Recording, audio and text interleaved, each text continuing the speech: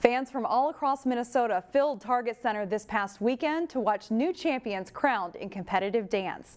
But as Delane Cleveland reports, it's the end of an era for Wayzata schools. It's a fabulous weekend, best weekend of the year. In an arena known mostly for professional basketball. There you go, darling, come on in. People from all over the state packed Target Center for the Minnesota State High School League Dance Tournament. It's an annual event showcasing colors, choreography, and camaraderie, all in the name of competition. What we're being judged on is our ability in the choreography. Leslie Swiggum is a permanent staple at this tournament. She's coached the Wayzata High School dance team since the 1970s. The first tournament I went to was in 1977, and I have been at every state tournament since then.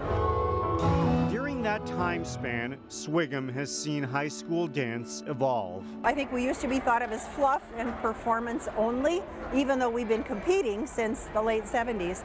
I think now, it's much more recognized as a sport. Wayzata is in the hole. This past weekend, Wayzata competed in both the jazz and high kick divisions.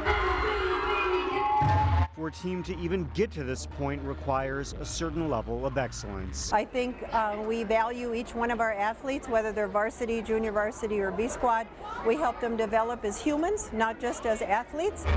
But after 4 decades of helping young women develop as dancers and as people, the 66-year-old coach is calling it quits. I think it's time to pass the baton to the younger coaches. They are better trained in dance than I am. You reach a time when you still love it, but it's time to do other things.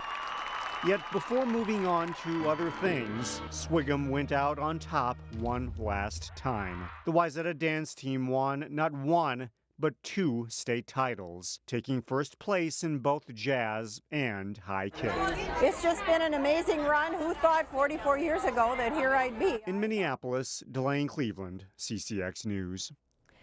And as for what's next, Swiggum says she plans to spend more time with her 3 grandchildren, but she won't entirely walk away from the world of high school dance.